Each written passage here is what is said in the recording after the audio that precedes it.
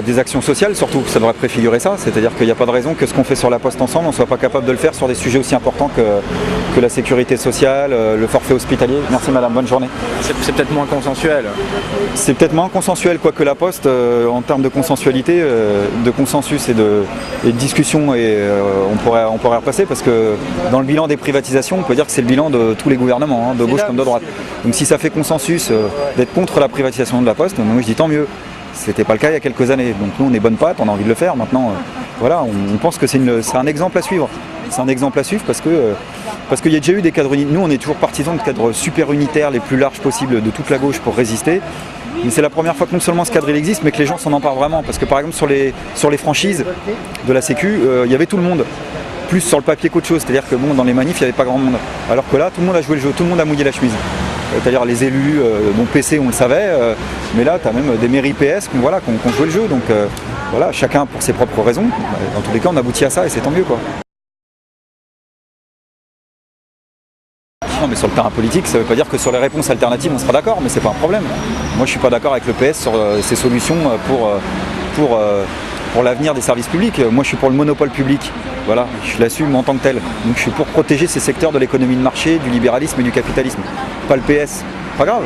Voilà. Dire on peut résister ensemble sans forcément être d'accord sur ce qu'il faut proposer politiquement. Donc non, ça préfigure pas des listes communes ou régionales si c'est ça la question. Et alors c'est pas un problème. Nous on est contre le tout ou rien. C'est le tout ou rien qui a flingué la gauche ces 10 dernières années. Il fallait être d'accord sur tout. C'est-à-dire sur un programme, donc être prêt à aller gouverner ensemble. Et si c'était pas le cas, on pouvait pas résister ensemble. Hein, c'est soit vous êtes prêt à avaler des couleurs, en gros, le PS nous disait ça, et soit là c'est plus le cas, tant mieux. On résiste, tout ce qu'on peut faire ensemble, on le fait ensemble. Ouais, on pourra, je sais pas si on peut dire modulaire, en tous les cas résister ensemble, proposer politiquement séparément, en tous les cas avec le PS, moi ça c'est clair. Parce qu'il y a ceux qui s'inscrivent dans le cadre de l'économie de marché et ceux qui veulent protéger les secteurs essentiels de ça. Moi je pense que les directives européennes, il faut y désobéir. Voilà, et que pour ça, ça implique d'assumer un choix de monopole public.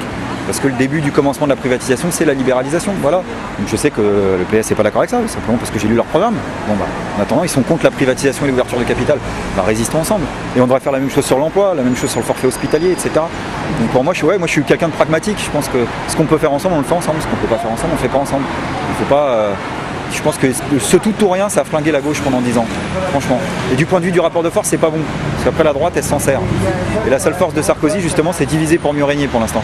Et si on a tous en commun le fait de vouloir pas avoir un deuxième quinquennat de Sarkozy un jour en 2012, il faut affaiblir sa politique socialement aujourd'hui, quoi. Donc voilà.